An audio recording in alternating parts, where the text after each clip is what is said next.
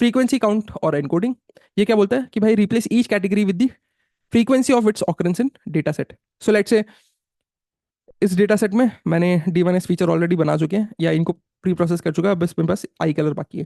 ठीक है, आई कलर में लेट्स से मेरे पास बहुत बड़ा डेटा है ना, तो यूनिक कैटेगरीज बस ब्लैक ब्राउन एंड ब्लू ही थे। ठीक है, सो मैंने काउंट कर लिया मेरे डेटा में कितने बार ब्लैक आ रहा है, तो लेट्स से ब्लैक 100 बार आ रहा है, ब्राउन 200 बार आ रहा है और ब्लू 300 बार आ रहा है। करेक्ट।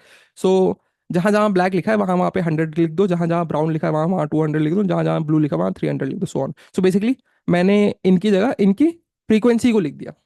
ये भी तो नंबर्स है, ये भी तो नंबर्स है। ठीक है, सो एडवांटेज क्या है, keeps information about the frequency of categories. Keep, ठीक है, एडवांटेज क्या है, advantages keep information about frequency of the categories. Disadvantage क्या है, डिसएडवांटेज है less interpretable than one hot encoding. क्यों लेस इंटरप्रिटेबल, क्योंकि वन हॉट एनकोडिंग के वक्त जब मैंने ब्लैक को 100 किया था, ब्राउन को 010 किया था, ब्लू को 001 किया था, इस केस में अगर आप मेरे को ये एनकोडिंग भी प्रोवाइड करोगे तो मेरे को पता है कि भाई 100 का मतलब है कि ये ब्लैक बोल रहा है, 010 का मतलब है ब्राउन बोल रहा है, 001 का मतलब ब्लू बोल रहा है, राइट। लेकिन अगर मैं कलर फ्रीक्वेंसी आपको प्रोवाइड कर दूं, लेट से ब्लैक भी 200 बार आया था, ब्राउन भी 200 बार आया था और ब्लू भी 200 बार आया था डेटा में, तो हर जगह ये 200 200 200 हो जाएगा, हर जगह 200 200 200 हो जाएगा। ठीक है, अब मैं कोई भी आपको फ्रीक्वेंसी बोलूं, दूं कि भाई ये 200 है, ये वाला डेटा पॉइंट के करस्पॉन्डिंग ये जो कलर फ्रीक्वेंसी वाला डेटा है ये 200 है, और मैं पूछूं कि भाई आप बता सकते हो कि ये कौन सा कलर होगा, तो क्या आप बता सकते हो, नहीं बता सकते हो, क्योंकि फ्रीक्वेंसी से हम कलर नहीं बता सकते। वेराज अगर मेरे को एनकोडिंग पता होती तो मैं एनकोडिंग से कलर बता सकता था। तो बेसिकली एनकोडिंग से इंटरप्रीट करना आसान है, तो जिस तरीके से हम इंटरप्रीट कर पा रहे हैं इस तरीके से मशीन लर्निंग मॉडल भी इंटरप्रीट कर पा रहा होगा। ठीक है, वेराज फ्रीक्वेंसी से इंटरप्रीट करना मुश्किल है। पर आपको किसने बोला कि ये कलर फ्रीक्वेंसी ही यूज करो, भाई आप एक काम कर सकते हो, इस आई कलर के करस्पॉन्डिंग आप 4 फीचर बनाओ। ठीक है, इस आई कलर के करस्पॉन्डिंग आप 4 फीचर बनाओ। अब कौन कौन से 4 फीचर बनाओगे, इस आई कलर के करस्पॉन्डिंग आप वन हॉट एनकोडिंग भी करो, मतलब 100 0 0 1 0 वन हॉट एनकोडिंग भी करो, और चौथा फीचर क्या बना दो, फ्रीक्वेंसी वाला, जहां पे 100 डाल दो, 200 डाल दो और 300 डाल दो। ठीक है, तो बेसिकली आपने इस फीचर को आपने चार इस फीचर को आपने डेटा प्रोसेसिंग के बाद 4 फीचर में कन्वर्ट कर दिया, या इस वेरिएबल को आपने डेटा प्रोसेसिंग के बाद 4 फीचर में कन्वर्ट कर दिया। ठीक है, तो ये भी तो पॉसिबल है। ठीक है, तो अब आपके डेटा में बहुत रिच इंफॉर्मेशन है। क्यों, हर फीचर के करस्पॉन्डिंग आपके पास वन हॉट एनकोडिंग भी है, प्लस हर फीचर के करस्पॉन्डिंग आपके पास फ्रीक्वेंसी भी है। तो ये भी, या एडवांस फीचर टेक्निक्स या फीचर इंजीनियरिंग में हम पढ़ते कि आप कॉम्बिनेशन ऑफ फीचर इंजीनियरिंग या फीचर टेक्निक्स भी लगा सकते हो। ठीक है, तो ये चीज़ है। सेम चीज़, जो फ्रीक्वेंसी को आपने यहाँ पे यूज करी थी प्री प्रोसेसिंग के वक्त, टेस्टिंग में भी सेम फ्रीक्वेंसी को ही आप यूज करोगे। ठीक है, ठीक है, so let's say problem with frequency और काउंट एनकोडिंग क्या है, वही सेम अनसीन कैटेगरी आ गई तो प्रॉब्लम हो जाएगा। कैसे, लेट्स से ब्लैक को 100 कर दिया था, ब्राउन को 200 कर दिया था, ब्लू को 300 कर दिया था, यही 3 यूनिक फीचर थे मेरे पास। सो अभी मैंने 3 यूनिक फीचर ही लगे, लेकिन डेटा में आपके पास बहुत बड़े होंगे, डेटा लेट्स से 1000 रोज भी हो सकते हैं। ठीक है, सो मैंने अभी बस 3 यूनिक वैल्यूज ही रखे हैं। ठीक है, टेस्टिंग के वक्त ब्लू आया, ब्राउन आया, ग्रीन आया, तो ब्लू आपने ट्रेनिंग में 300 से रिप्लेस किया था, क्योंकि ट्रेनिंग डेटा में ब्लू की फ्रीक्वेंसी कितनी थी, 300, तो यहाँ पे भी आप ब्लू को 300 ही दोगे।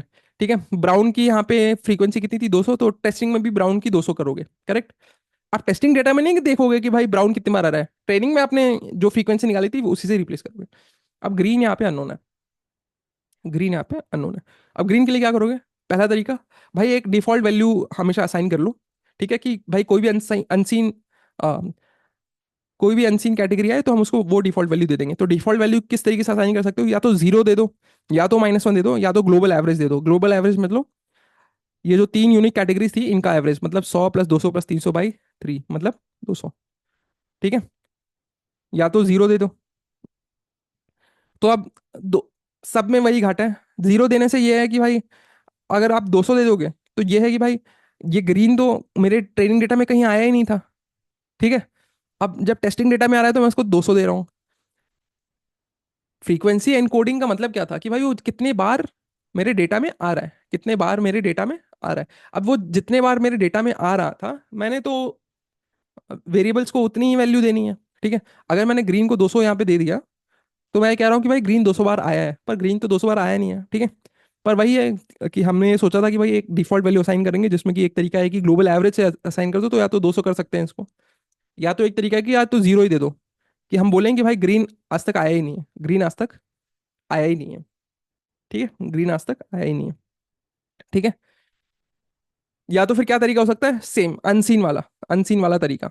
अनसीन वाला क्या तरीका होगा, यहाँ पे अनसीन के लिए आप एक फीचर बना दो ट्रेनिंग में, जिसमें ट्रेनिंग के वक्त तो सारे सीन होंगे, सारे डेटा आपको पता होगा, तो सब में 0 0 0 आ जाएगा। और टेस्टिंग के वक्त जो भी अनसीन कैटेगरी आ रही है उसके करस्पॉन्डिंग आप 1 दे दो, और कलर फ्रीक्वेंसी में आप 0 दे दो। ठीक है। तो इस तरीके से आप बेसिकली आप हर हर फीचर के लिए आप, या हर वेरिएबल के लिए आप 2 फीचर असाइन कर रहे हो, एक होगा कलर फ्रीक्वेंसी और दूसरा होगा, एक होगा कलर फ्रीक्वेंसी, दूसरा होगा अनसीन। ठीक है। सो ब्लू के लिए 300 हो गया, और अनसीन में 0, क्योंकि वो ऑलरेडी हमने देखा हुआ है। ब्राउन 200 और 0। ग्रीन के लिए फ्रीक्वेंसी है 0, और अनसीन है 1। ठीक है। सो create a new binary feature for new category other, and same technique हम फॉलो कर सकते हैं। एक और तरीका जो लोग बोलते हैं स्मूदनिंग। स्मूदनिंग क्या बोलता है, स्मूदनिंग ये बोलता है, स्मूदनिंग ये बोलता है कि आप अपने फीचर्स, आपकी जो भी फ्रीक्वेंसी है ना, उसमें +1 +1 कर देना सब में। ठीक है। सो अनसीन जो भी होगा, कभी कोई अनसीन आएगा टेस्टिंग के दौरान, कोई भी अनसीन कैटेगरी आई, तो उसकी अभी उसको अभी तक हाल ही में हमने कभी देखा ही नहीं था, तो उसकी फ्रीक्वेंसी कितनी है, 0। लेकिन आप उसमें भी +1 कर दोगे, तो बेसिकली यहाँ पे ये 1 हो जाएगा, यहाँ पे 201 301। ठीक है। तो ये एक तीसरा सॉल्यूशन भी हो सकता है, लेकिन मेरे ख्याल से आप यहाँ 0 रखो या यहाँ पे 1 रखो, और सब में 1 1 ऐड कर दो, बात ऑलमोस्ट सेम ही है, कोई प्रॉब्लम नहीं है। ठीक है। ओके।